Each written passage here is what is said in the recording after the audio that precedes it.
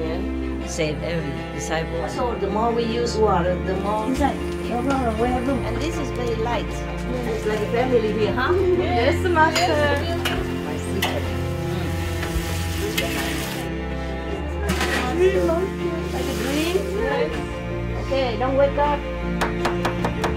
We have guests, you know, in the house, so we cook for everyone. Food ready, yum yum. Delicious. Yeah. He ate already lunch and he ate his lunch already. He just likes to feel the love. Okay, just a snack, alright? Come away, come away.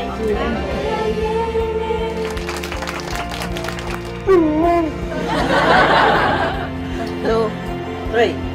What is that? Anyway.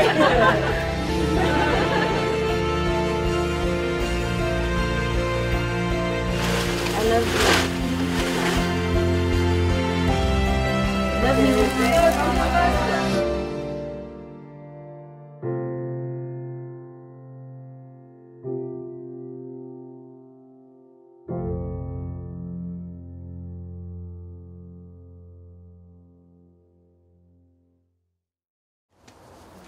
Turn around.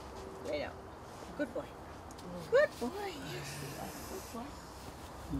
Good boy. Hey. Huh?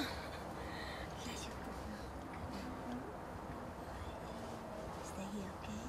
Meditate. Where are you from? Ohio. Ohio. I remember you cooking, huh? Yeah. It was good? You're cooking? Really? As good as it look? Okay, and Peru? Can you translate? Are you okay? Yes, Master. Thank you. Translate also. 2 días más. ¿Solo? Yes. Total 5 días. Si puede, si quiere, puede restar encore. Un poco más. Ok. Si quiere. Gracias. Sí, ok, a la casa. Con marido, niños, niñas, todo. mucho trabajo. Obrigado. Thank you, Master. Okay. You understood, huh? It's very simple Spanish. Right? You understood, right? When I just asked if they're okay, and I said, let's stay. How long? They stay 5 days. I say if they like, they can stay longer. Yeah. If you know, family allowed, you know, husband, children, and a lot of work, huh? Okay, yeah.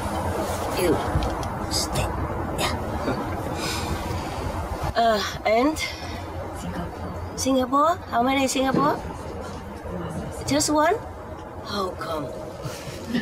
Only one Singapore. Why? No visa? No, because the rest come on the 15th. Okay, they come together. Sometimes it's a different arrangement, understand? And you? Ohio. Ohio? How many Ohio? 3, okay. Kentucky, 1. Oh, it's okay, representative, right? Different states. Many of your comrades already came before. It's okay. You take turn, you know. I think the office in SMC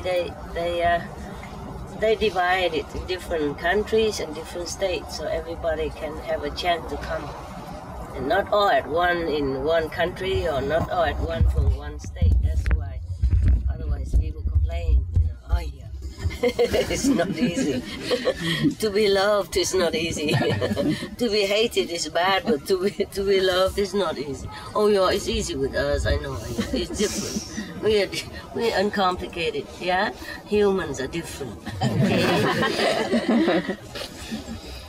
We're born intelligent, you know, with a lot of complicated nervous system and intelligence. Therefore, we also complicate in different way. Yeah. Yeah, it has good and bad. So other people, introduce yourself. Where are you from? Malaysia. Malaysia? Yeah. How many? 3? 4? 4 boys. Okay. How is Malaysian? doing? Very good. Malaysian initiation, okay? Yes, yes. Your country is peaceful, huh? Yes, it is. And improving all the time. I'm glad for you. I'm glad for you. Yeah, what is? You go and collect all this stuff, huh? Yeah, it's not good for you. Don't you eat your phone here? Yes. You don't care? Okay, okay. I love you. I love them. I love you too. And Georgia, USA. Georgia, USA. How many? 5 people. 5. Yeah. Oh, you have new center, huh? Yes. Congratulations. Thank Thank you. I also give you a gift for new home, huh? And continue. So how is Georgia Center doing? You're building things up or just keep it as is? I finished already. Huh? Finished. Finished? Yeah. Okay. We company for center. Everything passed the inspection. Everything what, love? Everything passed inspection. Past inspection. Yes. Oh, it's all legal. Yeah. So, Wonderful. The government came, Yep. the inspectors came and say your center okay. Yep. So you officially recognized and you can meditate now. Yes. Wow, they know it's a meditation center. Yeah, they know. Wow, tell me how many rooms or how many bathrooms? How does it pass inspection? We have the center for the meditation 1,200 feet, not enough for 100 people. And we have the 2 bedroom for men. That's good enough for a Yes. small center. Yeah. Yeah, very good. And they have the 2 small rooms storage for the book. And everything look very nice. Okay. Did they ask how many people will come? They had 30 people. Okay, congratulations, huh? Okay. It's good to have your own meditation center. Yes, because then you can always protect this peaceful and meditative atmosphere, calm. And when you went there, you feel like it's a place of refuge, and you feel good. You meditate well. Then it gets better all the time. As you meditate, you build up your energy. Is that new build house or already there? We bought the old house. The old house and renovate. We remodel for everything. Yeah. Yeah. It's good. Yeah. It's good. Yeah. You are doing good. Georgia Center is doing very well. They have a very busy Loving Hut restaurant.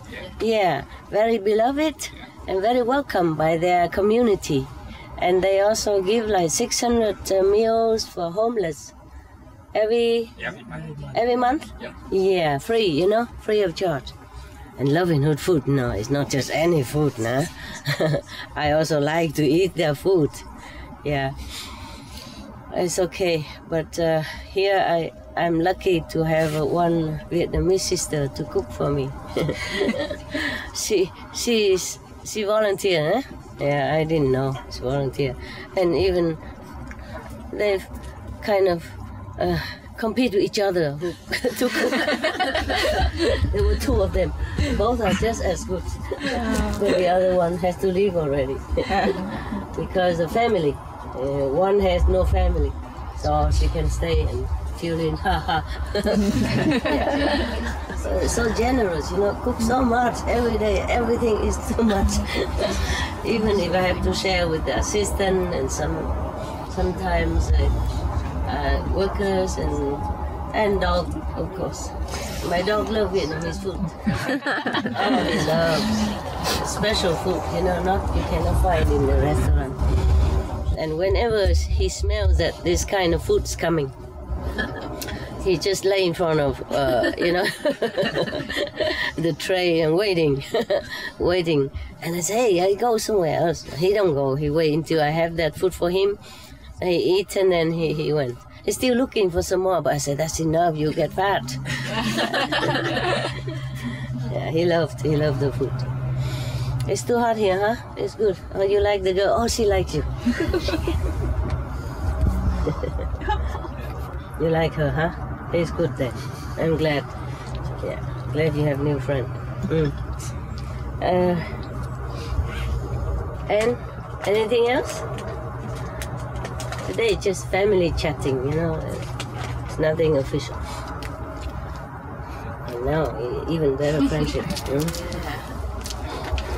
It's a veggie bone, vegetarian, a vegan bone to clean your teeth. Snacks, very good. All the dogs love it. Veggie, but he big. Huh? He big. Veggie, but he big. He eat the food. Veggie, but he big. ร่างกายมันน้ำหนักไว้ Yeah, vegan. Yeah, big. Yeah. Yeah, he get bigger now. When I adopted him, he was more skinny. Well, he's okay. Yeah. Don't have to be too fat, okay? No, huh? Oh, vegan. Yeah. Say that way. I adopted him more than 1 year already. More than 1 year now. And he became all better, you know, calm and friendly. Yes. Before anybody come near me, he go in between me and these people and Garrett and and now he likes everybody. He never does anything to any of you. Be careful, huh? Meditate well, huh? Be pure, huh? Inside, huh? Yes. He can smell it. He can smell who is good, who is not, right? Yes? Yes? Yes? You're a good boy. He doesn't stay here and guard me too much because he knows all of you. He knows all of you are good. Yeah. Otherwise, if somebody else come, he probably would. You know, he would be very alert. Yeah. Like the non-vegetarian people, he would be more alert. You know. Yeah. He'd pick his ear, his tail, and standing very well and looking everywhere. These are good people, right? Good luck. Family, huh? Yeah. Yeah, anyone else? Yeah, all my dogs are like you, remember? Before in SMC, I let them came to see you. Some, not all, because Zolo was too big. Yeah, but he also very good afterward. They were not good before, you know? Yeah. But now it's all good. You want to go away already? Stay here for a while. Stay for a while. Good boy. Yeah, stay for a while. Stay. Okay? We go later. We go soon. Don't worry. Go soon. Okay? D'accord? D'accord? Shake hand or not? Paul? No? No? You don't like oh, okay. Yeah, anybody else? Where from? What doing?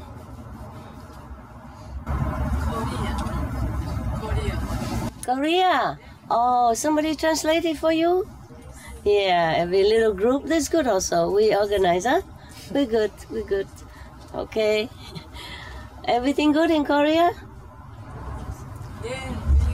Yeah. Your people want to invite me to Korea for retreat. I just a few times. But Korean people I like, okay? I like Korean people. Very sincere and practice very seriously. Yeah. 감사합니다. Thank you, Master. Hey. You missed it. It was Sissy Sassy, very cute. You missed it. Anyone else? Korea and then? Yeah. Tell them go away. Don't be here. We'll go. Yeah. We'll go. Where from? India. Indiana Center. Oh, I thought India. I thought she come from India, not you. Oh, Indiana Center. How many? 3. Yeah. Yeah, normally we come big group, huh? But this time they have to ration, you know, how many people and which country. It depends on their numbers of people. Okay. And Indian, okay? Only 3, huh? Feel lonely, huh? Yeah. They will come later. Other people will come later. We take turn, okay? This guy, if he likes you, he come and shook your hand just like that. He come, and then if he doesn't, sorry. Even if I told him, he won't do it. But if sometime I told him, he does. If the person's okay. Yeah. Like if whoever take care of me, like cook for me, he knows it. Then he would shake hand. Chef, huh? Vietnamese chef, right? Okay. Yes. And some Chinese from China, she just told me because she saw me have pain, you know, on the knees. I had to go with umbrella or stick sometimes. She said, "Oh, you master, you have to beat yourself up until you blue here, black and blue here," and then you know, massage here like that. And then he came from nowhere, went in front of her and shook her hand. Yeah, that's the only Chinese that he shook hand with. I did not tell him. He just came from the garden, came here right in front of her. You know, a lot of people, he just came and put his paw out, yeah, to shake her hand to thank her. He knows who take care of me, you know, even if it's, I don't really took the advice. I don't have time to beat myself up. Everybody beat me up enough already, inside out. As therefore, yeah. I think I am beaten up enough. I don't have to beat myself up. And I don't have enough energy to beat myself up. She say I have to beat until it's all black and blue. My God, I'm enough. I am black and blue enough already, right? Good love, you know, right? Yeah. Yeah. It's okay, they're just laughing. Yeah, okay. Anybody else? Why don't you like her? She's good, no? She look good to me. He's a guard dog. He's not very... He's serious, you know? Guard dog type. Yeah. He's my good friend. When I'm sad or something, he came and snuck me around. Yeah. But that's rare because he's a guard dog, he's not sissy, sassy dog. So when he was sissy, yeah, I was surprised, you know? Okay, anybody else? No Vietnamese, no? No Ola? Yes? Nothing to say? Where from? Ola, ở đâu? Có sợ bị chụp hình không? Không. Có ai sợ bị chụp hình không? Không ạ. Không hả? Nhiều khi đồng chí cao cấp quá không có muốn đi thì phải nói nha. Để nói là người ta làm cái mờ cái hình của mình đi. Ai nữa? Ở đâu đến vậy? Con ở bị Hạ Long xin rồi. Hà Nội, Hạ Long, Hải Phòng. Hải Phòng. Dạ. Hải Phòng bao nhiêu? Hải Phòng. 2 người, 3 người. Hà Nội bao nhiêu? 8 người. Hà Nội nhiều hơn hả? Sài Gòn có không? Không ạ. Người Nam không có? Không ạ. Đầu nãy đồng chí bên đó qua hết. Sao Hà Nội bây giờ vui lắm mà, nghe nó vui lắm hả? Cởi mở hả? Rất là tốt hả? Chính phủ tốt hả? Yeah. Như vậy mới được chứ hả? Yeah. Càng ngày càng phát triển mà ha. It's very nice. Hồi đó chị hay muốn đi qua Hà Nội, không biết làm sao đi. Hồi còn chiến tranh nữa mà. Thấy nhiều khi quay chụp hình Hà Nội rồi nói Hà Nội 36 phố phường ngàn năm văn vật, rồi thích đi qua lắm.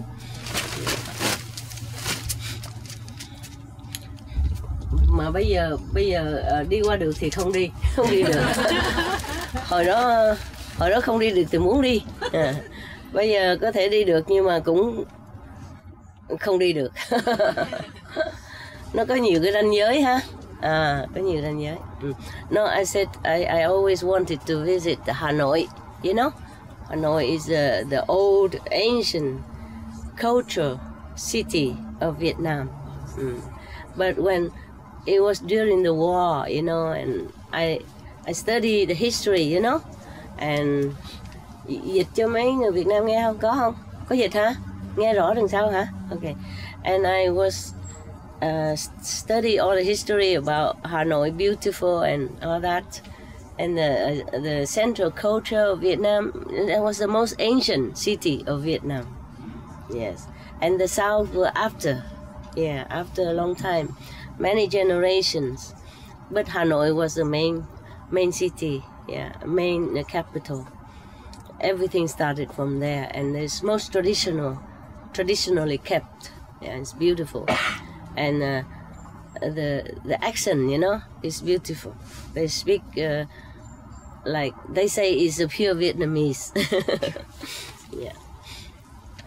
And then I always wanted to visit Hanoi, but of course it's not possible because the war. And then I say now no more war is possible, but I cannot go either. I don't feel like I can go yet, maybe later. That's what I told him. The comrade from Hanoi, the comrade. Đồng chí, đồng chí qua thăm Bác Hải. Okay, behind there, anyone who want to say something? Where from? 中国。中国大陆啊？哪里？陕西。陕西。湖南。黑龙江。还有江西。黑龙江。还有江西。江西。还有湖南。湖南。哦，哇哦，不同地方。那太好了，欢迎哈，欢迎。谢谢。你们吃住都 OK 哈？简单不过还好吗？好，非常好。啊？非常好。非常啊，哪有非常好？好是还 OK 的，非常是比较多讲。这边他们煮简单嘛，他们轮班煮的，当然也许不会比家里好了。不过我们中国人是简单嘛哈，怎么样都可以接受的哈。你们还安静吗 ？OK 吗？安静吗？喜欢这里吗？喜欢。简单的生活哈，几天而已嘛。回家告诉大家师父爱他们 ，OK？ 谢谢师父，我们都很爱你，师父。就是没办法，什么人都拜访了，没有办法 ，OK？ 即使要的话也无能，那一个人嘛，能做多少就做多少，就不简单。大家来看就好了 ，OK？ 还好现在都很好，政治都很好，外交都很好，大家都可以来，以前比较困难，越来越好哈，都是感谢你们修行好，修行好就会好的，什么？我们会努力修行。努力是你们很努力，我知道了。大陆啊，越南非常努力的，有时候比较那个不方便的地方啊，那个诚心啊，跟那个信心又更高强了，所以有好有坏了，懂吗？有时候太自由太方便，反而理所当然的，然后不怎么很珍惜。是这样子，我有那个观察是这样子，越南同修、大陆同修非常诚心，修行的很用功，很特别的用功，而且很诚心的，非常诚心在那边的，所以体验有时候比他们比较好，比方说比那个比较方便的自由国家比较好，自由来自由去，有时候不觉得怎么样就比较不方便的，比较难得的才比较珍惜，所以你们利用这情况哈，修行更好。They from China, mainland China. The first one from Vietnam, did I translate? I did. Okay. The one from mainland China. That is different from different city. You heard that? I said to them, I cannot always visit one by one. So if it's good, they can visit me. I said to them, it's difficult. In some difficult, not very convenient to travel Some countries not convenient to travel. People somehow has more appreciation for the practice like you, like practice here. I said I have observed, all these years, that the Chinese from mainland China, I said to some countries, of course it's much better now. I say thanks to their diligent practice. To some country whose sometimes due to some different regions it's not convenient to travel around the world, or not easy to get visa to travel, people in those countries or just recently has more convenience and more way to travel, and they appreciate it more when they can come, for example, to see me. Or when they stay home, they practice truly diligently and earnestly and sincerely. And therefore they have more experience inside, more spiritual vision inside, and more experience even daily life outside than some of the initiates who are in a conveniently travel country. They do not appreciate it too much because they can go and come anytime, so they feel it's a natural thing. When I was in the ashram in India, there are also many, like some master, they have also different disciples. The Westerner disciples, they don't, according to my observation, they didn't have as good experience as you have. I mean, in my group, generally speaking, the convenient traveling or not convenient traveling. You understand? I just don't know why, but it's like that. For example, the Westerner in our group have more experience than the Westerner in other group.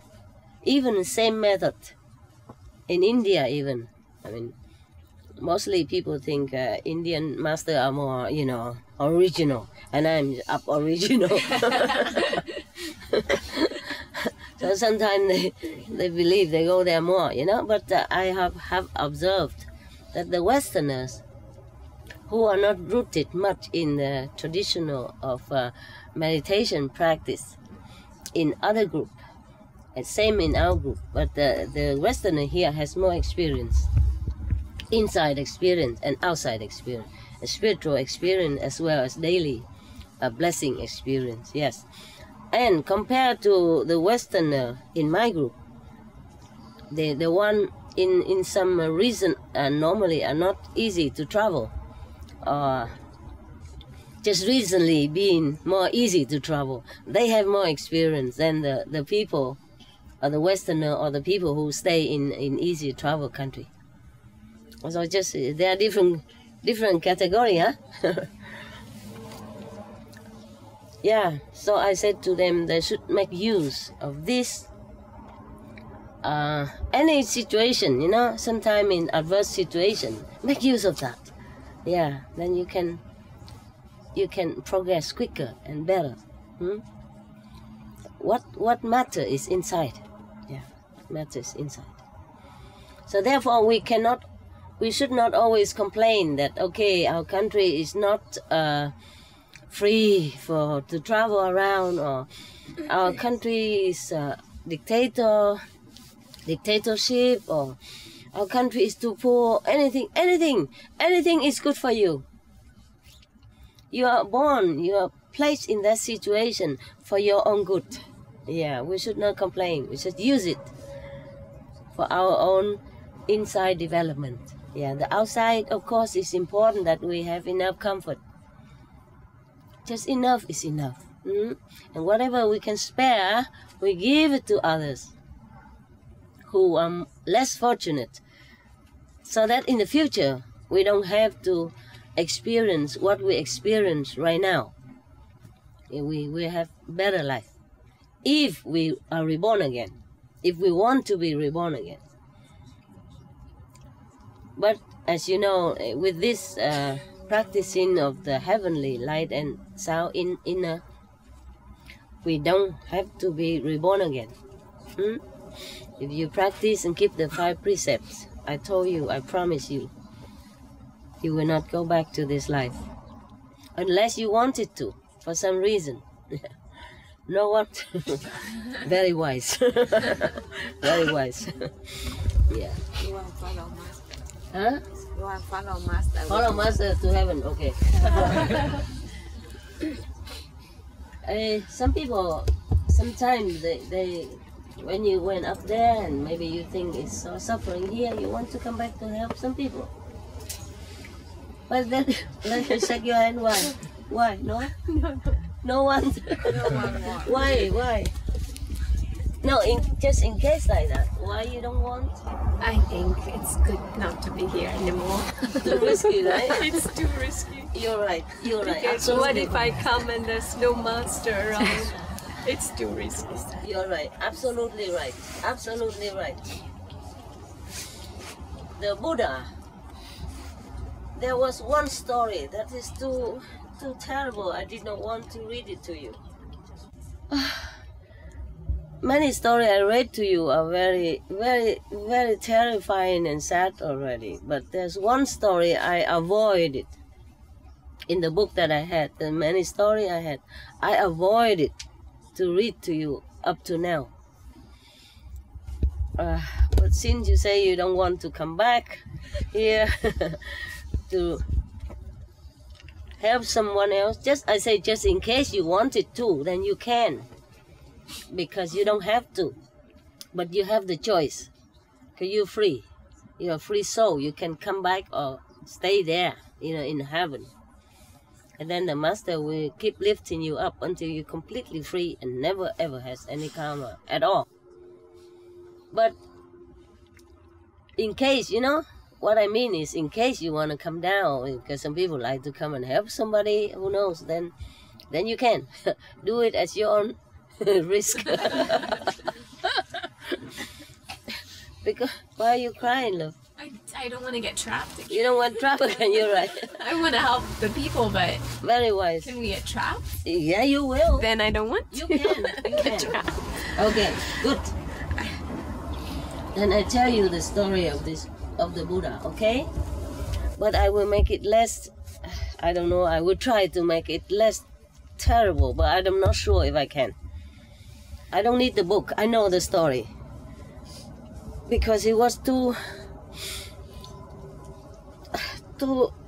beyond my imagination, beyond anything that I could bear. So it's impressed in my memory that I won't forget. So I don't need the book to read it to you.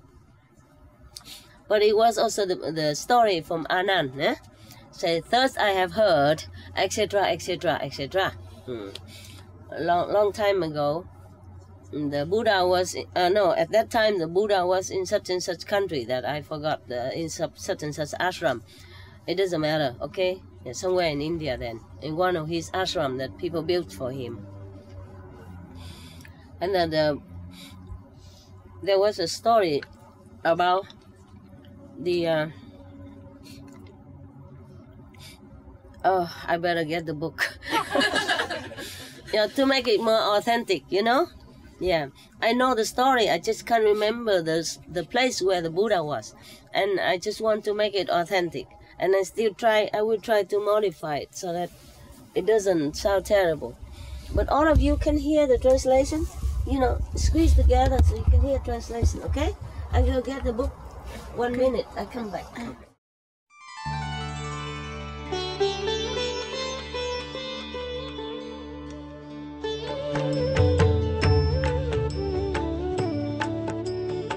According to Buddhism and the believer and tradition, when you read sutra and all that, you have to put on incense, flower, and bow to the sutra first and thank all the Buddhas and Bodhisattva in 10 directions, all respectfully, before you read it, okay? And then you cover the sutra also with silk, beautiful cloth, and I just make it more popular. Yeah, more easy, simple. And I apologize to all the Buddha. I say if I done something wrong, according to the tradition, my heart is full of respect. It's just that I cannot always do that.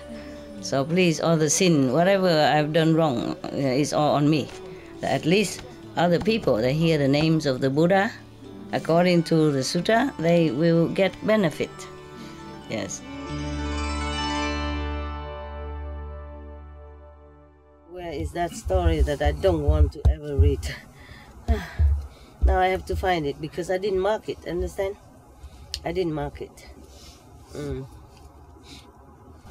I did not want to read it because it's, number one, it's too much animal cruelty. Too much beyond my imagination. Number two, I didn't want to scare you in case you want to become Buddha. When you were very far away, did you get my voice at all? No, huh? Yeah. And here you can, right? Yeah. Yeah, because I had an operation in my throat. And since then my voice is a little bit less powerful. Before I was better. Before, when I just came out, I sing Buddha's chanting, and I can stretch my voice forever. Yeah, almost. Thinking.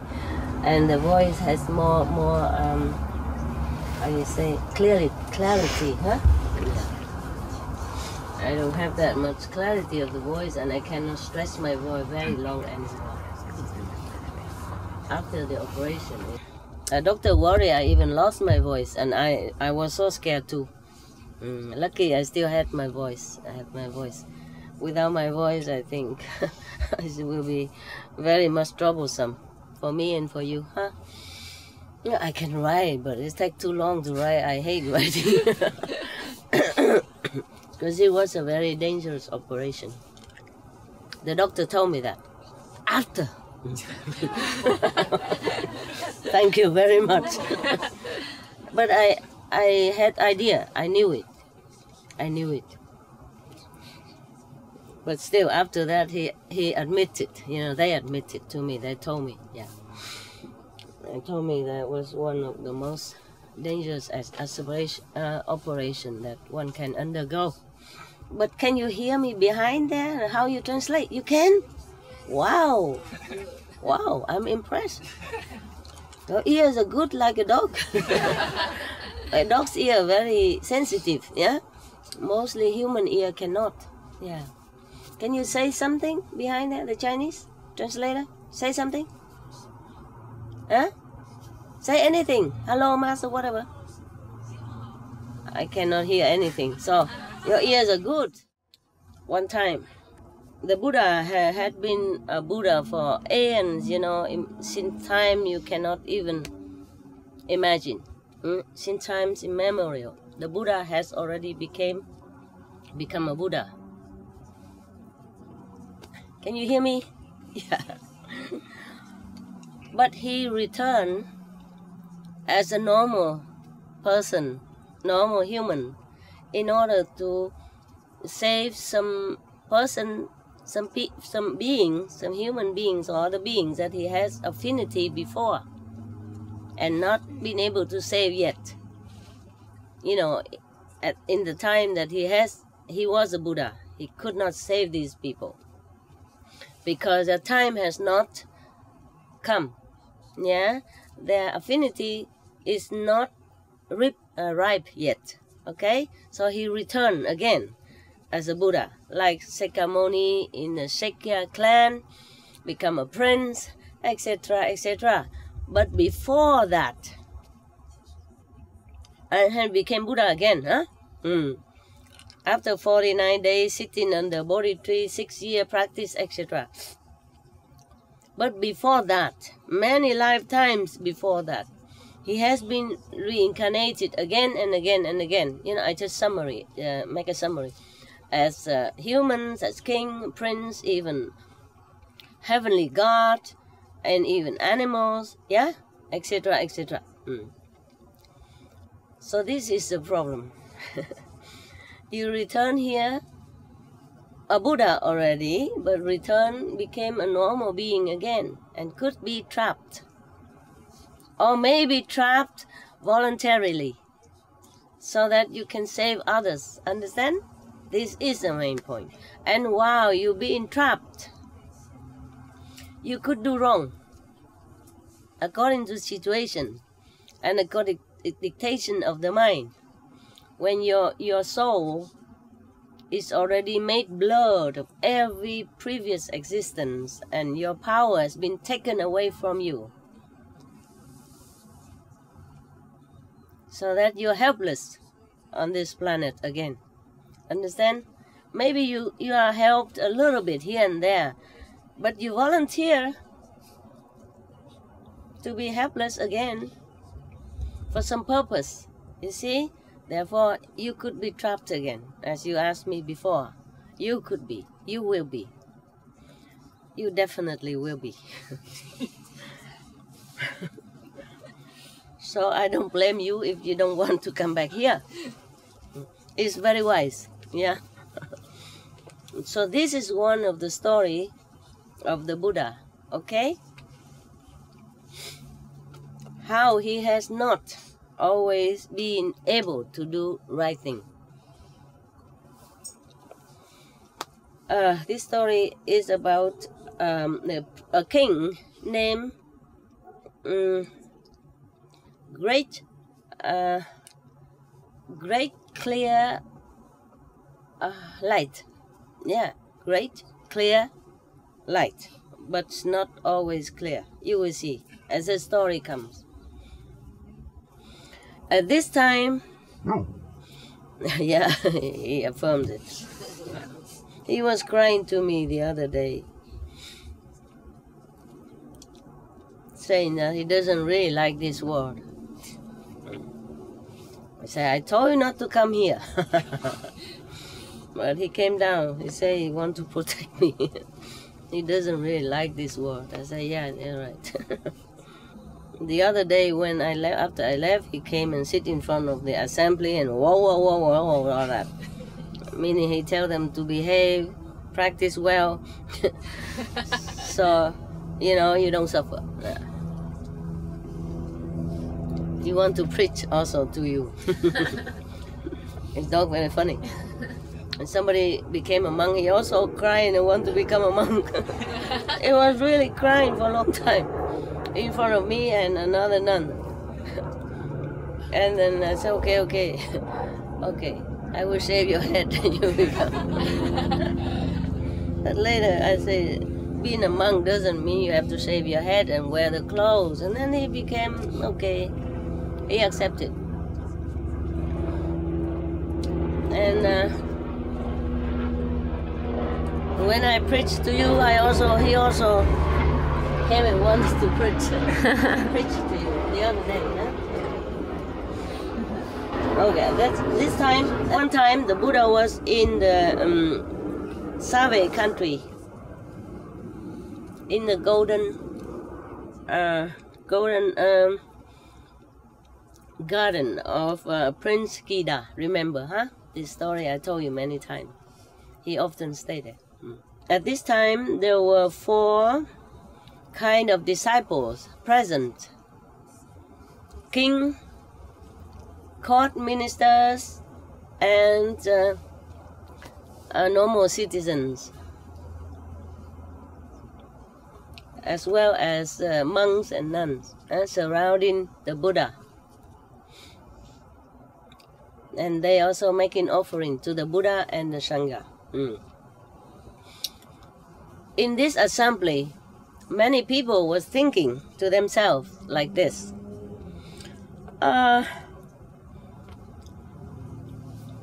We really wonder how the world-honored one, Sakyamuni Buddha, had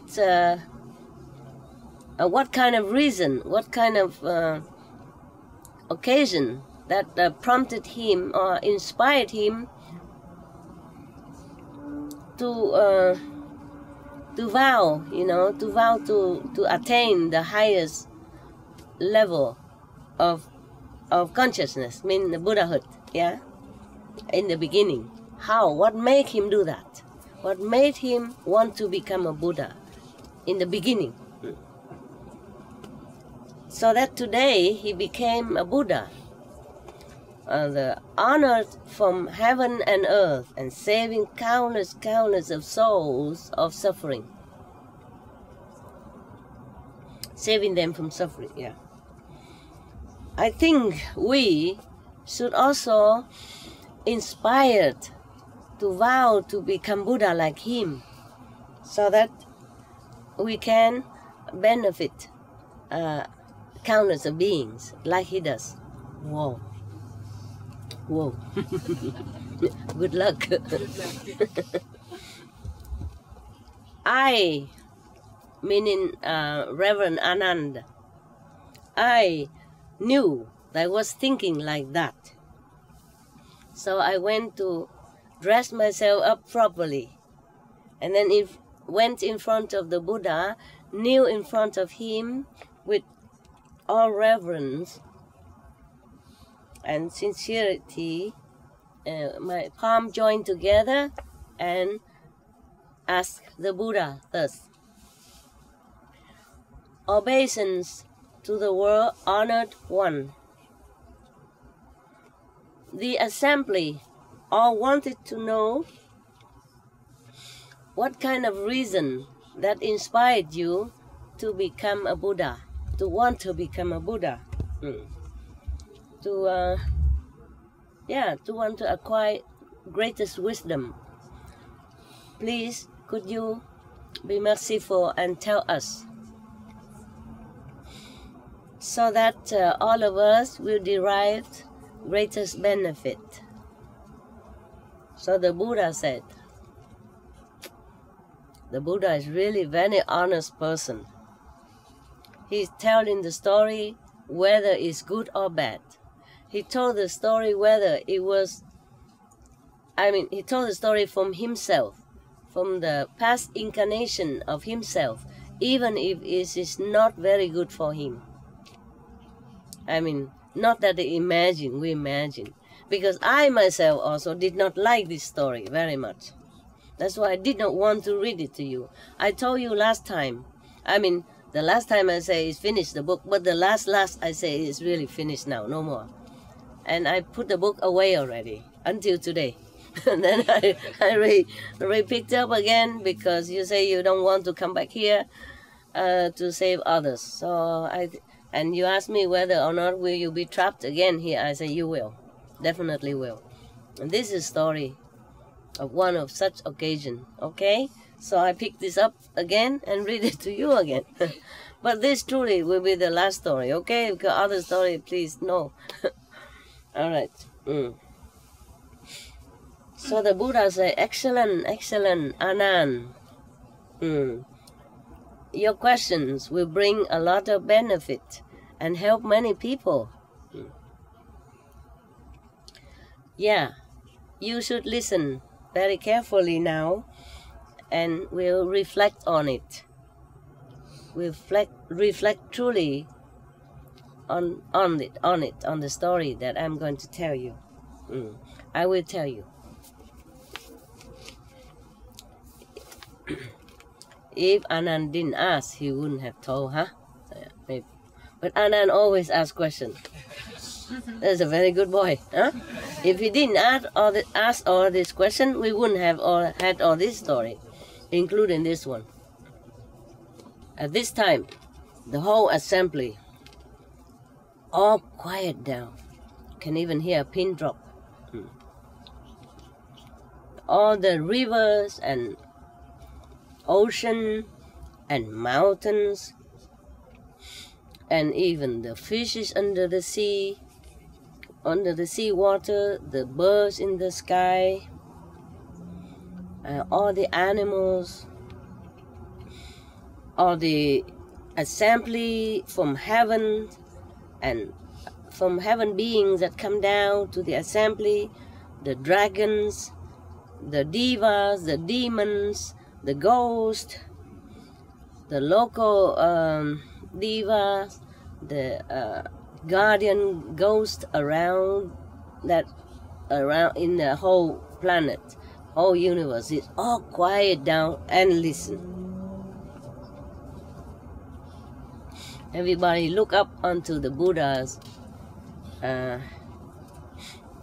radiant face and pay all attention. Their face, their heart feeling both frightened and attentive. Yeah. The Buddha said, Anand, you should know, in the past period of time, long aeon ago, you cannot even imagine how long. We cannot count the time since that time until now. Also, on the same planet, this earth, there was a king of a big country. His name is Great Clear Light. He has great wisdom. Mark it. Wisdom he has. Not that he doesn't have, okay? He has wisdom, intelligence, and great merit. He's not a normal person, okay? Not ignorant even, okay? Yes. He is very benevolent as well. Benevolent. And he has a very majestic appearance. Yeah, his body healthy, strong, beautiful. Yeah. So you see, he's not just a normal person like you and I, huh? Not ignorant even, have wisdom, has intelligence, has lot great merit store, and majestic looking, and benevolence. Yeah, all that. And wait and see. Understand? If he's born as an ignorant person, are you scared, huh? Yeah, me too. Yes. Now I read it back. I know the story, but now in detail, you understand? Such a noble, benevolent king. Have great merit, store even. It's not like he has nothing or he's a very violent king or dictator, nothing. No. Good one, very good one. He has a good friend. It's a neighboring king. They are both very, very, buddy-like, yeah? They're helping each other in any way possible. From material things to emotional, mental, anything. They help each other, they leaning on each other because a good friendship, best friend. And whatever they get, the best things on earth, they would share or give each other as present. One time, the king of the neighbor country, his friend, the king from neighboring country, went to do hunting. Imagine, still do hunting. Not him, but the neighboring king, his friend, went to do hunting, and captured two baby elephant.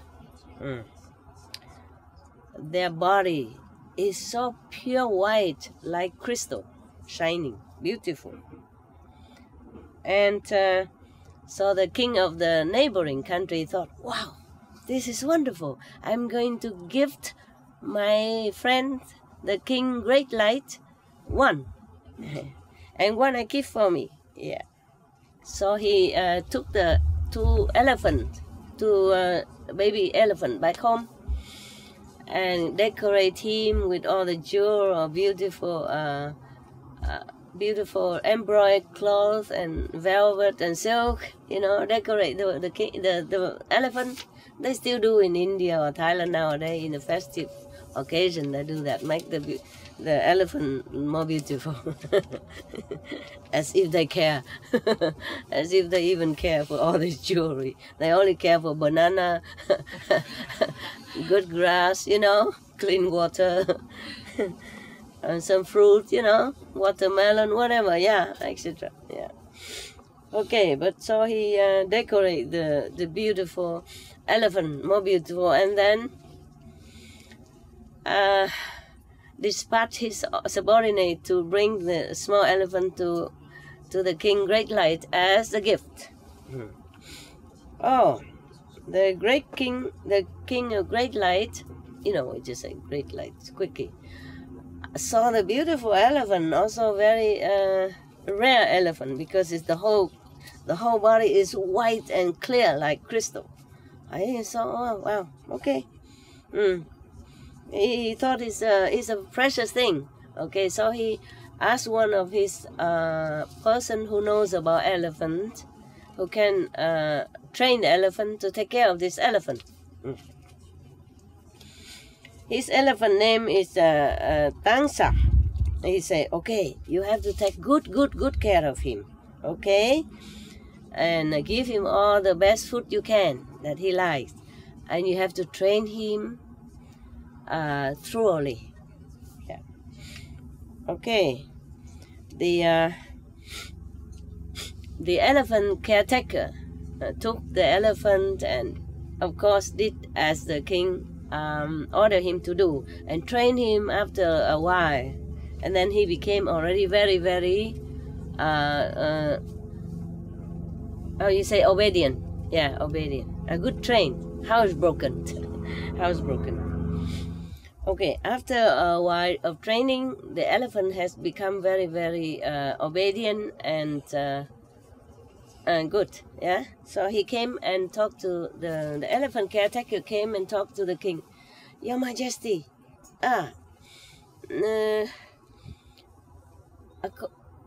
I obey your command and train the elephant.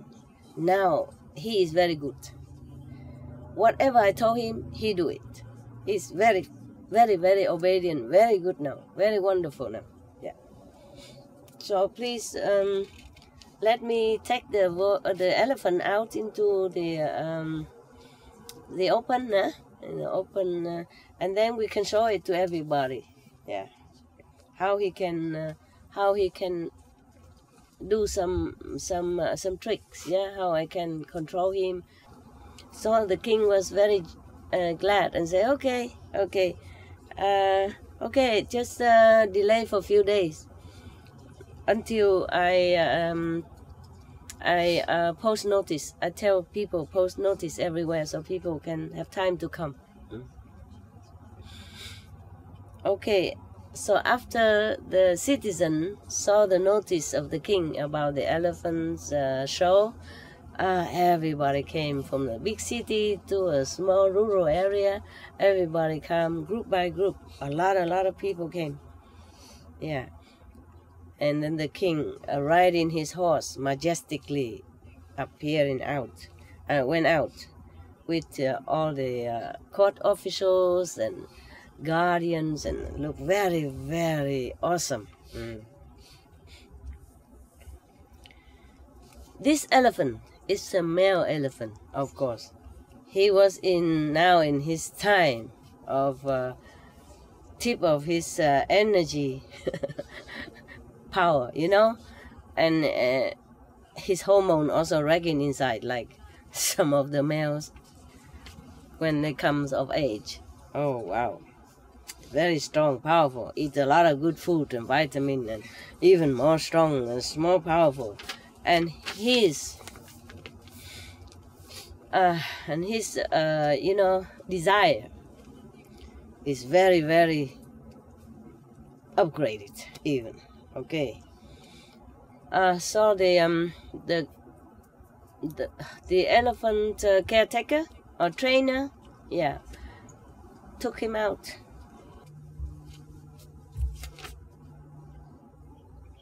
Oh, sorry, the king was riding on this elephant, not on the horse. Yeah.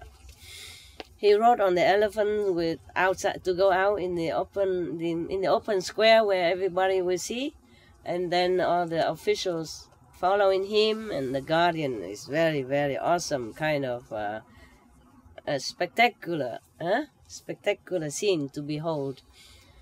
And then, but this elephant, he's a young adolescent, yeah, strong and being fed with all this good food, yeah, and vitamin and the best whatever, of course. And then his desire, when he came almost to the square, the open public square, he saw some of the female elephants drinking and eating next to the royal pond. Oh, he looked at them and he became so, sexually aroused that he came chasing after them. Keep chasing and blinded of everything, see nothing else but the female elephants. And hear nothing but hearing the female elephants calling and running. So he keep chasing all the way into the forest. And he still continued.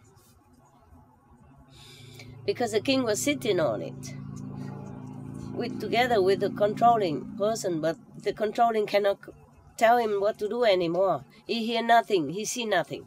He saw nothing except female elephant. He heard nothing except the female elephant calling, yelling while they're running, and their footsteps. So he keep following, chasing them.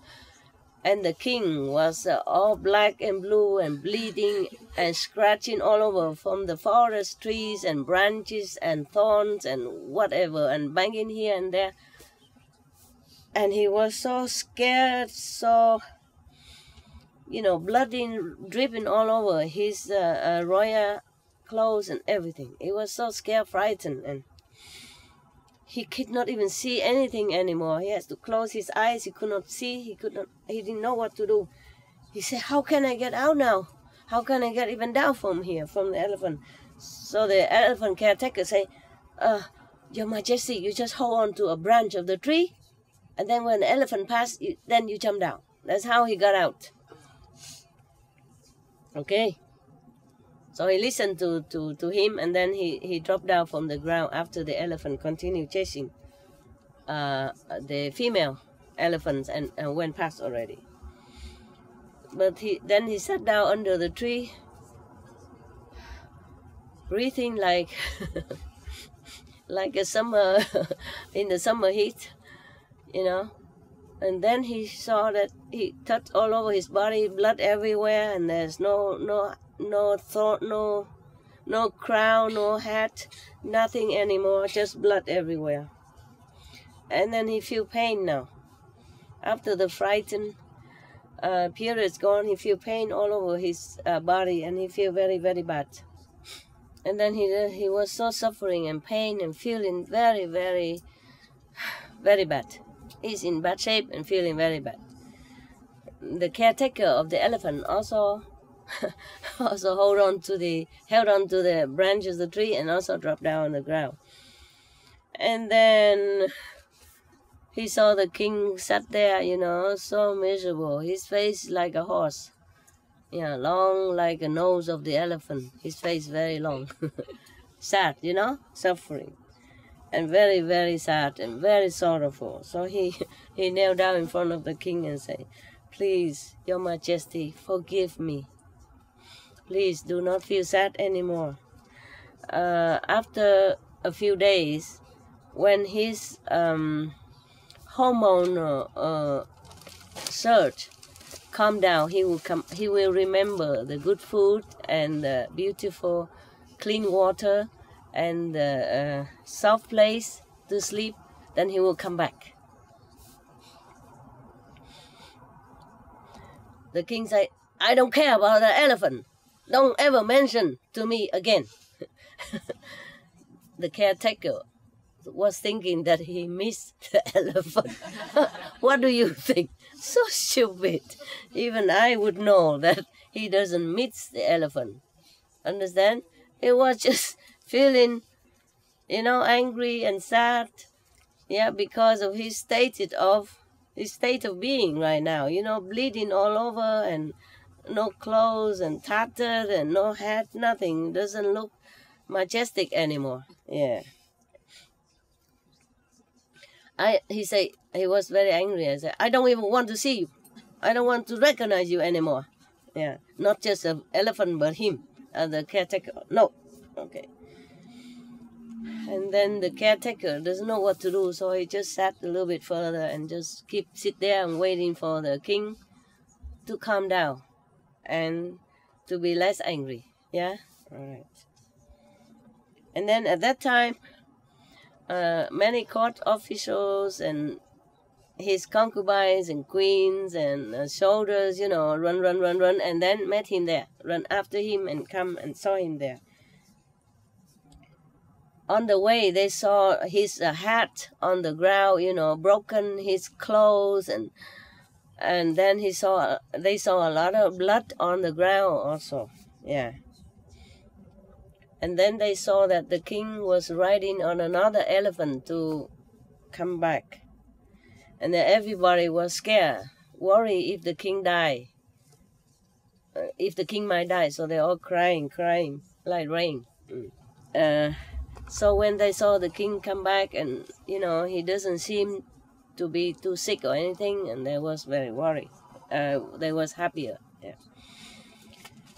After a few days, the elephant male already satisfied his own desire, you know, hormonal desire. Then he came back because he's also fed up with eating dirty water in the forest and eating those rotten grass, you know, dry and rotten grass. So he came back into the palace.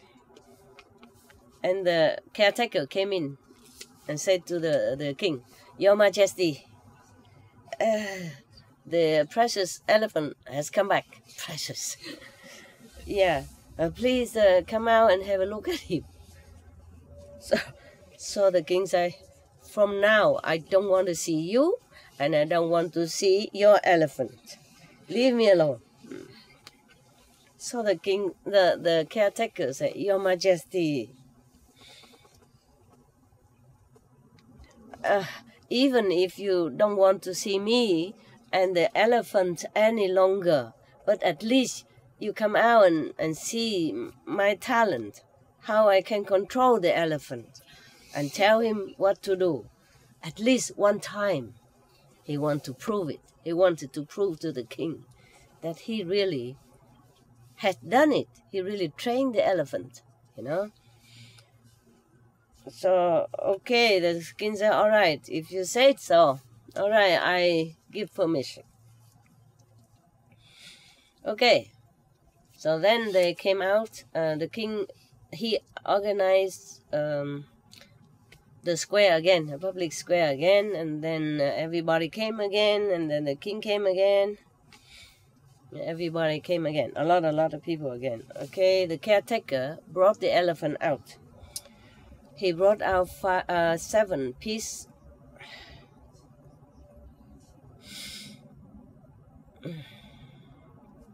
This is the part that I hate. But I have to tell you, I really hate this. He brought the elephant out with 7 pallets of iron. Yeah. He was thinking to himself, if I tell the elephant to swallow this 7 pallets of iron, then he will die. So maybe I reason to the king one more time to see maybe he will relent. Yeah. And then he will let the elephant live. Yeah. He say he doesn't want to see him an elephant, meaning he want elephant to die. Yeah. So he came and said to the king, Your Majesty, this elephant, white, pure white and precious, only the heavenly king of steering heavenly king could have. normally no one would have this kind of elephant. So precious. So he has only committed just a little mistake. Yeah. Please forgive him. Do not destroy him. But the king said to the caretaker, if you cannot even control him, then why you invited me here? Even if you can control him, I still don't want to use him anymore. And I also don't want to use you anyway. So the caretaker still say, you don't want to use me, it's okay, Your Majesty. But please, it's very pitiful. It's a shame not to use this precious elephant. So the king still angry, saying, you out of my sight, now. And then the caretaker stood up and crying, and said to the king, don't even have any differentiation between the friend and the friend and the no friend, you know, the good and the bad. You only love to hear the good talk, you know, smooth talk. Yeah. So everybody heard that. They're all also crying. Has wisdom, huh? Good wisdom, king, huh? Intelligence, huh? A lot of merit. Still like that. You see that? Because everybody in the assembly knew that they knew, and they were all watching the elephant now, because they know when they see the caretaker was burning the iron pellet to make it hot and red. Understand? Burn it red. And then they know that the caretaker will ask the elephant to swallow them. So you understand? That's why I didn't want it. This is a place that I could not even bear. I read the story once and I could not forget, and I never want to read it again. That's why I didn't want to read it to you. But maybe it also offers you some advice. That's why I read it for you today, okay? Maybe I should not always read to you the good things, but also maybe the bad things as well. So maybe you can learn from it, okay? Yes. If you think it's not good for your children, please don't let them watch or hear this one, okay? Until they're older. Got it? Yeah. All right. They all knew that the elephant was going to be forced to swallow these 7 burning red iron pellets. I could not cry no more. I was so choked. I was almost collapsed on the ground when I read this story. That's why I did not want to even mention it. And then the caretaker was using his, mighty of the controller, of the boss, of the chef. Say it to the elephant. Elephant, you have to swallow this burning iron pellet. If you don't, I will use an iron sharp hook to pour out your eyes and your brain. You see, it's beyond human cruelty, beyond animal cruelty. That's why. And today I'm stronger. Otherwise, I couldn't read this. Okay. The elephant heard the caretaker spoken thus. He was so frightened. He was shaking and trembling. And he knelt down in front. He knelt down on the ground and looked toward the king and cried with tears streaming down his face. Wanting the king to forgive him. But the king was still angry. He turned his head away. He felt even more angry. I don't understand this. If the elephant was crying, how can it make the king more angry? You understand me now? A king, a reincarnation of ancient Buddha, full of wisdom, have great intelligence and merit, still getting angry. Even the elephant already knelt and cried, begging for forgiveness. And make him angry, more angry, angrier. He turned his head away, meaning he don't care. So the caretaker knew the king doesn't pardon the elephant. So he say to the elephant, "You don't swallow now? You want me to poke your head out, your eyes out?" So the elephant looked around to see if anybody dare to come forward to interfere, to save him or not, but nobody dare. So he knew that he has to die in this way. He had no any power that he can rely on in this moment. He knew that. So he has to lay upside down and open his mouth and to swallow the burning iron pellet one by one. After that, his stomach, exploded. He died immediately.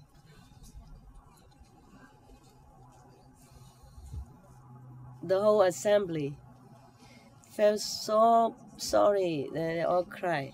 They all cried.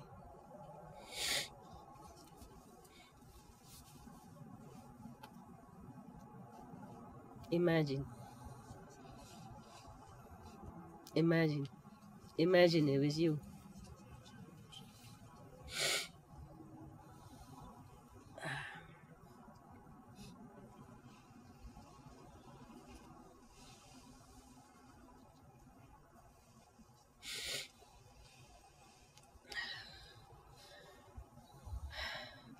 The king also then the king also very kind of feeling awe and surprised. He summoned the caretaker of the elephant and asked him, "Caretaker, you have such a talent, ability to control the elephant. Thus, why is that in the when we were in the forest you couldn't control him? You could not stop him from running."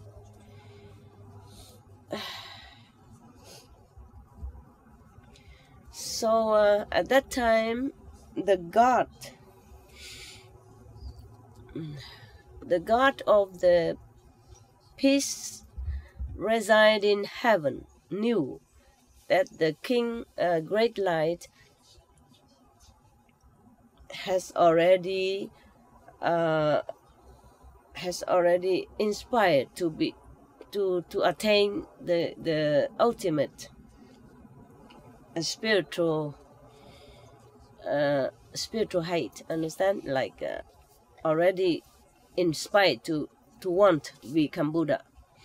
So he used his godly power to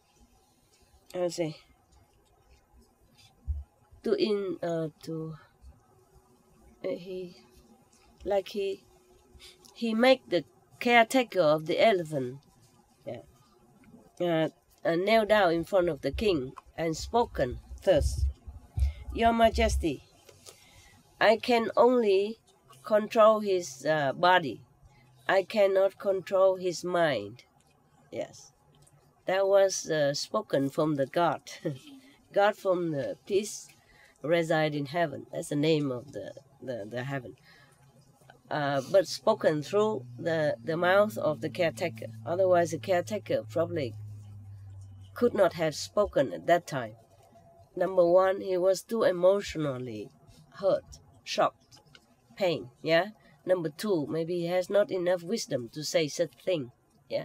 So the God in heaven had to use his mouth to speak like this directly in front to the king.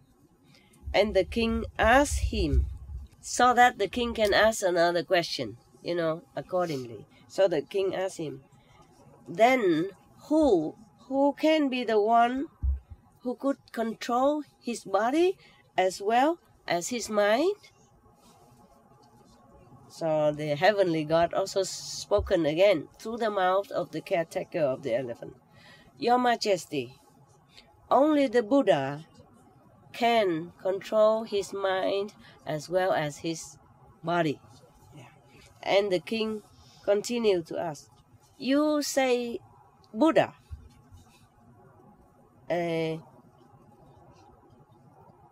What kind of quality, what kind of seed, original quality or seed that make up a Buddha?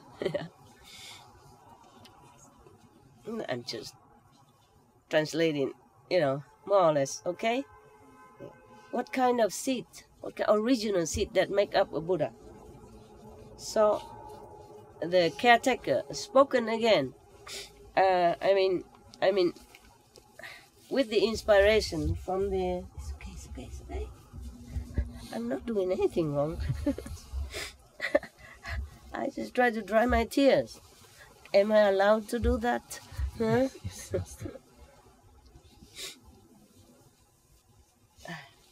It's not the first time I cry, or did you see me on the first time I cry? I cry all the time. This world is nothing. Just this world has brought me nothing but tears. If you avoid me today, tomorrow you get me again.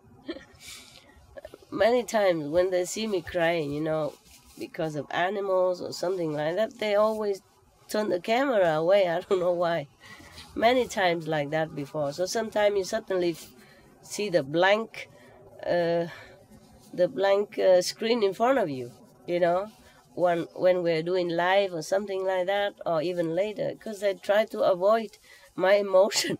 There is something bad.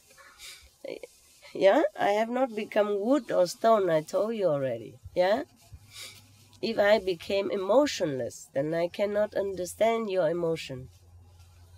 If I became like painless, if I can avoid pain, then I cannot understand your pain. If I can avoid sorrow, or control sorrow, or ignore sorrow, or nullify sorrow, then I cannot understand your sorrow. Thus, I cannot help you in time of your pain, in time of your sadness, or in time of your trouble of any kind. Understand? I retain all that, all the emotion of humans, so that I can help you. Okay. Crying is nothing to be ashamed of. People cry when they're in sorrow or in happiness. It's just emotion. All right.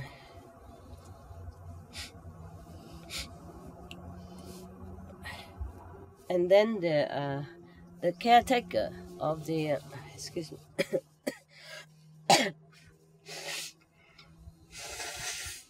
It's okay.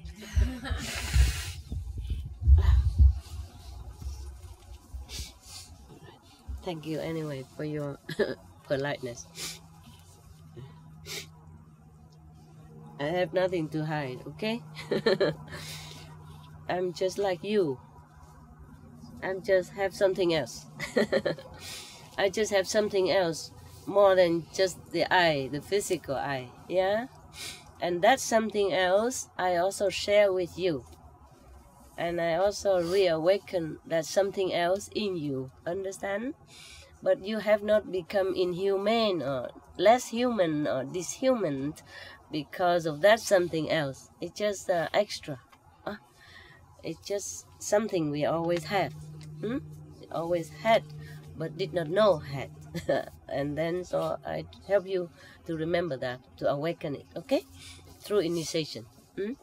All right. Now, So the caretaker answered the king thus, Your Majesty. But the caretaker could not know this. You see, this is a talk of wisdom. So the God of the heaven of peaceful dwelling have to inspire him from inside. At that time, the God can do that. Normally, the God does not interfere. Okay? Also, he cannot control the human's free will or mind. But this time, how can he do that? Anybody can answer? It's going to... okay, I read to you first, okay? And you think about it. Your Majesty, there were two primordial seeds, primordial quality, seeds of quality that gave birth to Buddhahood. Yeah. One is wisdom. Two is compassion. Yeah. Diligently doing charitable work, keep the precept purely, being very patient, very diligent in practice meditation, and there were these two seeds, and then from that give birth to 6 paramita, in six great way. Yeah, the first is charity. The second is keep the precepts, keep moral conduct. Yeah, and the third is being patient, tolerant. The fourth is diligent, means always vigilant in the spiritual way. Yeah. The fifth is meditation, contemplation, same. Yeah. The sixth is wisdom. Okay, so we call them 6 paramita. If a person, a being, exercise all these 6 perfection, they call it 6 perfection, great way, or 6 great perfection. If a being exercise all these 6 perfection in full, complete, and pureness, then that being is the Buddha. Understand now? Yeah. So this person, this being can control himself, him or herself, as well as other beings. Now you tell me, can elephant caretaker have such a wisdom to preach to the Buddha in this way, and to preach to the king in this way, or not? Yes or no? No. No. Okay, then. So now, because the God of heaven, I told you before, the God of the peaceful dwelling heaven inspired him from inside to talk to the king like that.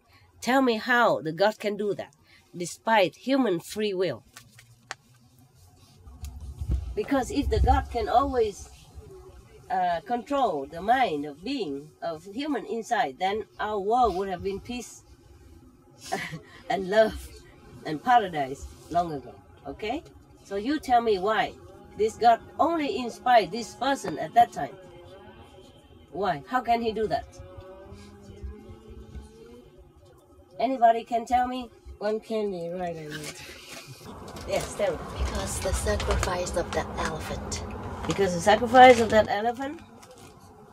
Somebody else? Maybe in that desperate situation, the guy prayed to God. The guy prayed to God? Yeah. But the elephant already died. Because he afraid of being killed by the king. Oh, he's afraid of being killed? Okay. Didn't say here. Yes, but maybe. Okay. Anybody else? He's compassionate at that moment. Who has compassion at that The moment? caretaker. The caretaker? Anyone else? Anyone else? Maybe the God see the king will become Buddha, but he maybe make a really bad karma this time. Maybe interfere the path to God, to become Buddha. Maybe will hinder his way to Buddhahood. Anybody else? Maybe Connecticut, he's the Guanyin method. Maybe what funny method? Yeah, Guanyin method. Who? The caretaker? Yeah. Didn't say so. Oh, okay. No. Yeah. Possible, but they did not say so. Because he did not say that he practiced anything. Yeah. Even if he practiced Guanyin method, if he does, then he did not need the heaven to tell him. But the heaven God have inspired him inside, made him say such and such thing.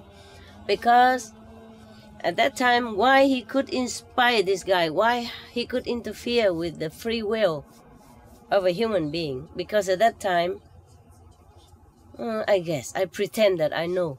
Yeah, I pretend that I know. I guess that at that time the caretaker was so shocked, so deep in sorrow, so profound in unimaginably sadness and pain, you know, in such situation, because he was crying and he loved the elephant, the innocent elephant. So I guess at that time his mind is free of all kind of struggle and free will and ego and thinking and whatever. You know, he was so deep in sorrow that heaven can inspire him, can interfere with this human affair. Understand? Yes. Otherwise, even if a Guanyin practitioner can inspire to tell such thing, not every king will change their mind. But also because at that time the king already feeling somehow remorse. Yeah. I guess anyone would feel terrible like that the elephant would be so obedient that to willingly die in such a terrifying, gruesome way of death. To know that he might do that and to see that he do it is a different thing. Understand me? The thing is to know that you might suffer in the war. You know, you run away from war, like from war-torn country during the war. The terrifying feeling and all that, you might know about it. But not until you became one refugees and running yourself. You heard about it. You saw it on TV.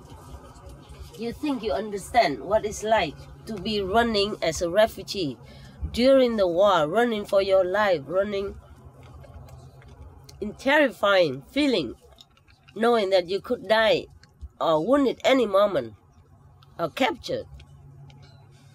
But you don't really know it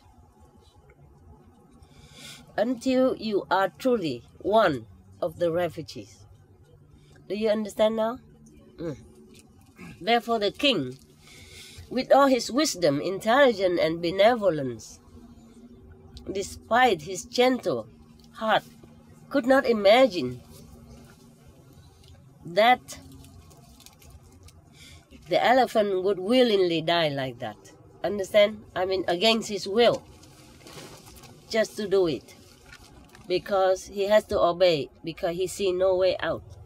You understand? To see that and to see the elephant die in such a manner, in such a way, then awoken the king, his compassion again.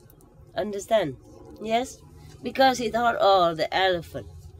First he hurt him a lot and now he just kneel there crying, he doesn't want to listen. You see what I mean? He probably thinks the elephant won't do it. Even if he thinks the elephant will do it, because he ordered to do that. Even if he think like that, he thought like that, he could not imagine how suffering it is. He could not imagine how gruesome. Gruesome or gruesome? Gruesome, huh? Gruesome is German, right? Gruesome. Yeah. Gruesome, huh? Good, I'm good, thank you. He could not imagine until he actually saw it. You see what I mean? It is a different scenery altogether. Therefore, after the king saw that, he probably feel awakened in him the love, mercy, and compassion again, and his Buddha seed, begin to sprout a little again. Therefore, the God of heaven, you can see the king's mind has changed, the king's heart has changed.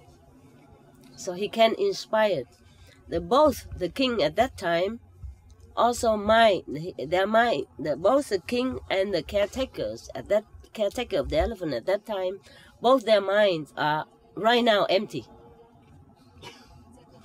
Empty vessel for any good impart of wisdom and logic.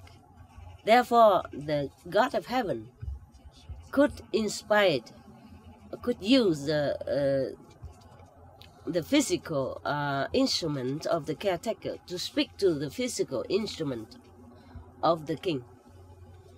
If one of them are not ready, he also would not want to do that. What's the use of talking to deaf ears? Eh? For example, if the king was not really already frightened and awakened himself, this compassion, loving kindness in him, then it's no use to tell him good things. Yeah, he will not accept. Or if the caretaker mind is still struggling like we usually do, you know, running here and there like a monkey might, struggling, you know, and arguing inside, outside, and thinking north and south and west, east, then he can also not do anything. Yeah, he cannot use a physical instrument if the mind is in chaos. In chaos. Now you understand, yeah? You think it's logical to you? I'm just talking nonsense. Logical, huh? Yeah. So now you know. So that's why sometimes you went out,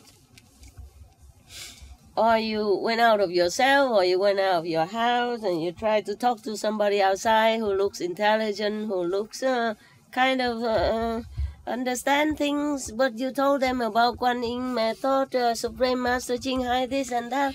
They just, you feel like you're talking to your knees or your elbow, huh? And then you feel hurt and you feel disappointed. You came home and say, but why? Master teaching, so obvious, so good. I just want to help him. And this guy is like an idiot. Why? Normally he's very intelligent. He has PhD, he's this and that. How can he not understand such an obvious, simple thing? Because the mind. Yeah? Number one, maybe you listen to him, you listen to you, but he doesn't really hear anything. Okay? Because he's too busy thinking of his mathematic problem, his computer, his boyfriend, his girlfriend. Could be boyfriend, yeah, don't laugh at me, it's true. Huh? Yeah, and you know what I mean? He don't really listen. It look like he's listening, but he's not hearing nothing. I don't understand nothing. Even some of your brother, sister, you know, they hear me many times, but they don't listen. Okay? They hear here, they come out there, or they hear here, and then they go down, and then it goes out. You know? So only when the mind is really quiet and empty of all conflicting, contradicting thoughts, then we understand perfectly. We hear perfectly. Yeah. That's why the ears, the eyes have to shut. And try to shut the inner ears, the inner eyes as well. Then you will reach heaven. So when you're quiet, very quiet, or the mind is so exhausted because the body is all tired, working all day, come home, you sit well. Yeah? And sometimes you thought you can sit all day, you wish you can sit in the forest doing nothing, just sit, but you can't. You sit, but your mind run all over the planet. Yeah. Either supermarket or television, you can't see nothing. Huh? And also the God cannot interfere because of that, because of our free will and because our mind running all over. The God cannot control our mind. They are not allowed to. In this world, there is the world of control, of award and punishment, of law and order, visibly and invisibly. The God have to take their hands out of it. Some God don't even care about the affair of this planet. Some God don't even know until they want to know. Then they look down. They know. Okay? Just like sometimes you don't know anything about what's happening in the world, but if you watch television, if you want to, you open your television, you turn on and you have a look and you know. Yeah, you know something from Sri Lanka, from America, from anywhere on the planet. Or you watch on the internet. Yeah. If you don't, you turn off. The gods in heaven, some gods, they also turn off their vision. They don't have to see what we do here. Well, I don't blame them. There's not much good to see, right? We don't even want to watch our own planet affair, right? Mostly only bad news on TV. So most of you don't even turn on TV. Only when we have the Supreme Master television, then you watch, right? Otherwise you don't.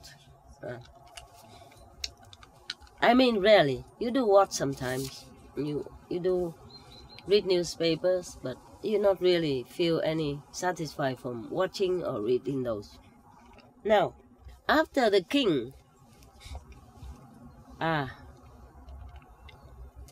you see, that's why they cannot interfere all the time. Otherwise, we always blame the gods in heaven. Why don't change this atmosphere? Why don't change the war into peace, etc., etc.? We have to do it. The God can help if we want to. But if we some still want to revenge, and take the matter into our hand and make war, make peace, then they don't do anything. Also, the law of karma here don't allow them. The master can interfere. Just to some individual, when they want to, they come to the master, then the master can do it. But at a price, with a price, high price. Yeah. But the God cannot. The gods in heaven cannot. The different heavens cannot. First, they don't see, they don't want to see, and they can't interfere. They can in some cases, small cases, like a sickness or, some mother prays for the child sincerely, and in some cases they can interfere and make miracle, but not all the time.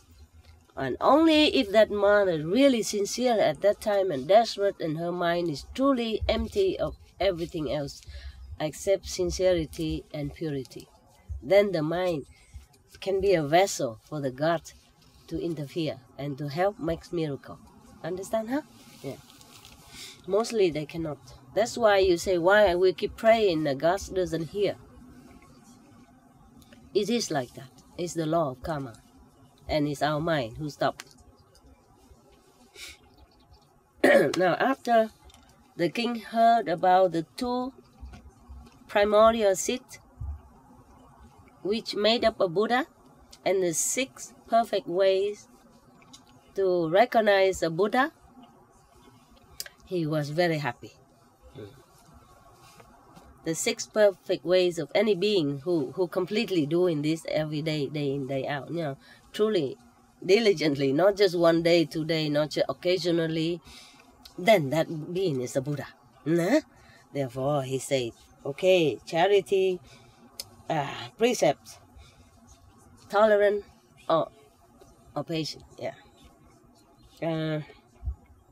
diligent, meditation, wisdom.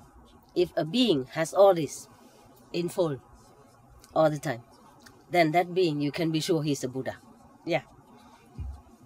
She also, maybe. Sorry, he or she is a Buddha. He, she, or non-he, non-she, non-she, non-he is a Buddha. Okay? After the king heard all this, so happy and joyful.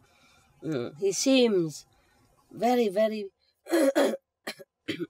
inspired and enthusiastic. He got up immediately, went into his bathroom. His bathroom, not this bathroom. We don't have really very good one. Very small shower. And when you shower, by the way, shower inside that bucket that we bought for you. You have it, the basin? Yeah, save some water for the toilet. Okay, huh? I do the same. You don't believe me? Go check my bathroom. My shower room is smaller than yours. It's really smaller than yours. And it has to contain, it's about, it's not even 1 square meter. It has to contain the toilet, wash, clean teeth basin, and had to put that plastic basin inside as well. I also shower in it. The shower water is still there. Last night I shower myself for once after a long time. Make myself clean and beautiful. Today I feel like a real human being. Because I could even smell my own clothes last night. I thought, oh baby, it's time you take a shower. Because I was very sick also. Normally I don't shower every day. I dry clean like you, with a wet towel and soap, and then wipe again several times with wet towel, clean towel. But last night I had to take a shower. Because I also wanted, I'm due, for many days already, but I was so sick. I got a cold and I could not take a shower. I did not feel well. But last night I still did not feel well, but I thought, it's time you do something with yourself. So today I feel really good. That's why we had such a good assembly today. Good mood. Water does help, huh?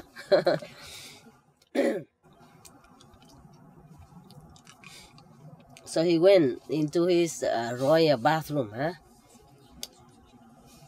take a good bath, good shower, clean himself inside out, change into new royal outfit, wear a new hat, clean hat, and very properly went out, climbed into a very high tower. Probably, what kind of tower? I don't know why he has a tower. Probably already built there for him so that he can watch the surroundings sometime, scenery, yeah? He went there all by himself. He lighted some incense and he bowed to the 4 directions, north, south, east, west. And he made an oath. He made an oath to heaven and earth. First, from now on, I vow to treat all beings with great compassion, equally, he said. And then he recited a poem.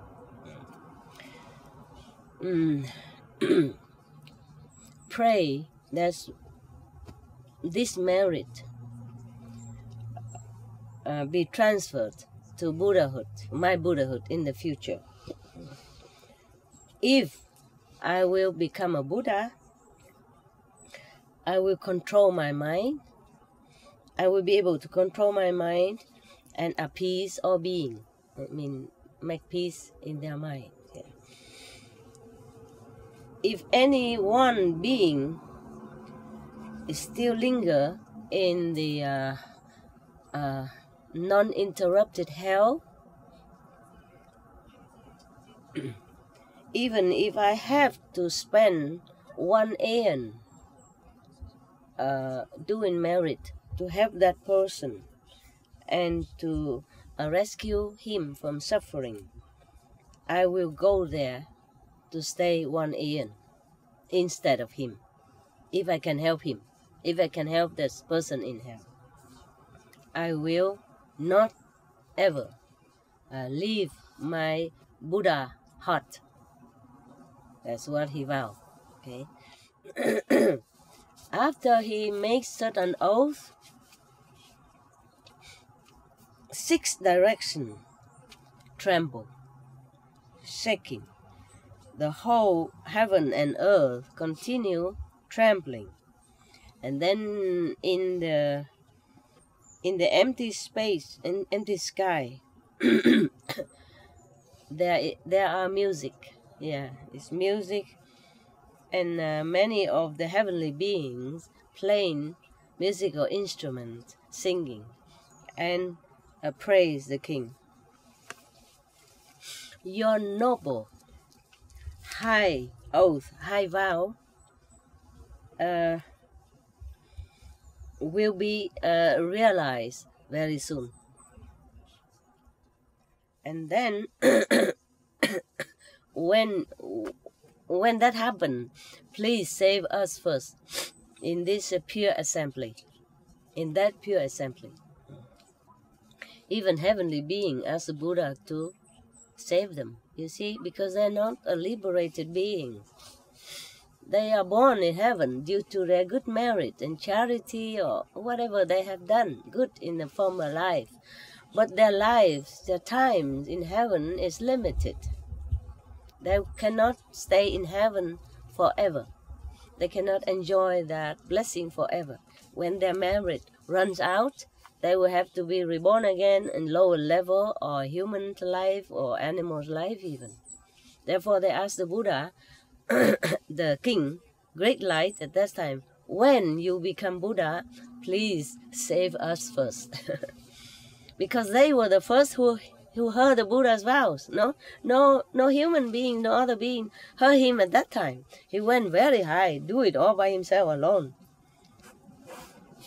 And with the incense and all that, that means he was just talking to heaven. No? And he didn't know heaven would hear him, but they did. And they say that, please save us when you became Buddha. And soon. Don't know how soon at that time. Okay. Now the Buddha reminded all the monks first. All Bhikkhu, you should know. Bhikkhu means monks, yeah? All Bhikkhu here, you should know. The elephant that were forced to swallow the 7 burning iron pellets at that time is Bhikkhu Nanda now. The elephant caretaker at that time is Sariputra now. And the King Great Light at that time was one of my reincarnation. When I saw the caretaker control the movement, the action of the elephant, I have been inspired to seek Buddhahood. You know, during the time that was the controlling of the elephant, I was inspired to seek Buddhahood. In that assembly, everybody heard how the Buddha has vowed to seek Buddhahood in the beginning, in the first time he ever did that. I mean, in that period of time, everybody was very joyful. And then many people attained higher level of consciousness in that assembly. Some people also aspired to seek Buddhahood also. Everybody was very impressed, respectful, and then they bowed to the Buddha and left.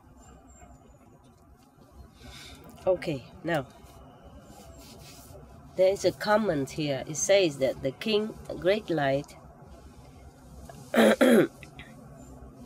because of one small affinity, aspired to seek Buddhahood, because he was inside. He has already his courage and some wisdom and diligence. If someone else who is lazy and sluggish, even if they saw that, or even greater affinity, greater reason, they would even not do anything. They would not be inspired to do anything great in their life, just wasting their human existence. And then maybe another existence, and another existence, and another existence, forever transmigrate in the cycle of life, death, and suffering. Okay. They say that, the comment also say that we should reduce or cut off our greed, our sensual desire, indulgence in physical pleasure. And we have to turn our life into the way of moral conduct, of enlightenment, of noble aspiration, so that we will be liberated and we can liberate others, like the Buddha does. End the story. Thank you for listening.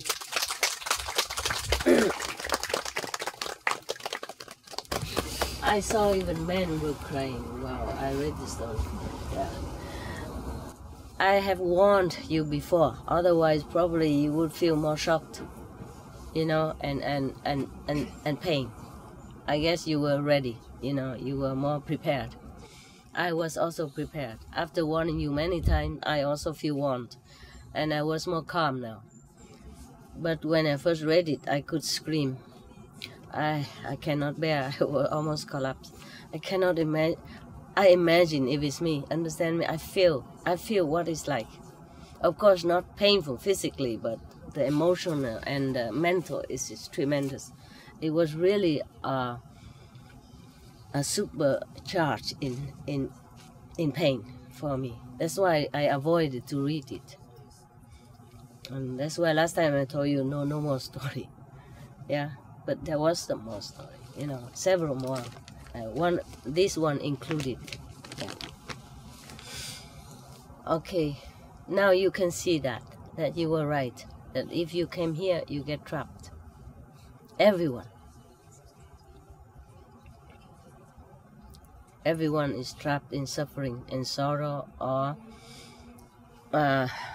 penchant into making mistake or sinful decision, no action, due to, you know, the pressure of the society, of the energy, bad or good energy around you, depends on that. It shape your life, it shape your future. You are not really free here. You think you decide everything in your life. It's not. You are a composite of karma, bad or good, of society pressure, of the impression is made on you, around you, or since your childhood, and of your contaminated mind. That is the problem. We are not free. But after initiation, you're free of a great burden already. It's just some karma left for you to live on, to interact with this world. Because it's no karma, then you have to go. You have to die, okay? Without attaining anything greater than what you have been at the time of initiation. So it's a the continuation of your existence is so that you can attain higher level of consciousness before you die. It's better here than in heaven. In heaven, too easy. You get lazy, yeah? You feel, I'm okay here. Why do I have to go to 5th level? Master is here also. Why do I go anywhere? Yeah? The master will be also in astral 2nd or 3rd level for you. You see, continue teaching you. And if you're good just like here, even in physical body, you don't want to go back home. Because master is here is easy, everybody. We sit together and we have fun. And Meditation very well. huh? Easy to Meditate easy here? Wonderful. I'm glad for you. I am very glad for you. Yes. But even then, here is better for you. In this physical body to attain is quicker than in heaven. Because in heaven is better than here even. You sit on the cloud, the soft cushion of cloud, and you think you go into kitchen, it fly there for you. You don't even have to walk. Yeah. Here you think it's good. No, wait until you go to heaven. Even astral heaven, you never wanted to come back here, or you go anywhere else. You think it's the absolute, ultimate. Many people, they die for 15, 20 minutes and come back. They told you. I haven't. Remember some books written about it? Some patient who died temporarily. And the doctor already pronounced them dead. But then they came back. Because they went to heaven. And then they didn't never want to come back here. They think that is the ultimate heaven. Because they would see Jesus or Buddha came and greet them, you know. yes, the masters are everywhere. Can assume any form that you believe in, so that you're more familiar with. Understand? And they feel tremendous love from that being, and they feel they're at home. They feel that's it. That's heaven, meaning the heaven. There's nothing else better. Yeah, that's is like that. Therefore, in heaven it's less easy to meditate, less motivated. Yeah, because you have nothing else to do. You enjoy all the time. Why sit? You know, why meditate? What for? It's wonderful here, isn't it? You know, here easy to meditate, huh? Why is that? It's easier here or SMC, or it's the same? Easy too. When we go see master, and then easy to meditate. Just sit down and gone. I don't know where we're going. Don't know where. I don't know where I'm going. Okay. Until like a 2-3 hours, I'm back. Yeah? Okay, So I'm quick, back. huh? Yeah. 2-3 hours like nothing. Like huh? and Okay. just So master has to be there. Is what you mean? Thank you so much. I think one thing is a good thing in this world. You just keep meditating well and then follow master, go home. That's a good thing.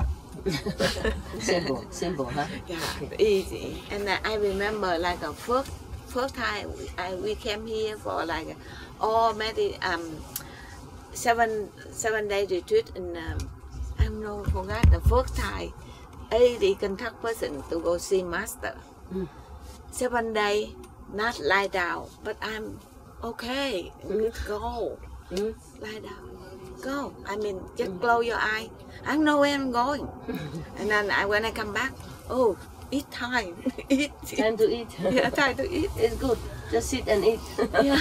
That's your job. But the time is, fly, master. Time flies so quick. Yeah. Okay. And whole day. Whole day. It's good. It's good. Whole I day was was worried you're tired because you sit too long. It's okay, huh? If you feel pain or something, just get up and walk around a little bit. You know, 2-3 meters here. Yeah. Okay. You mean in Samari quicker? Okay, it's good then. It's good. I'm glad.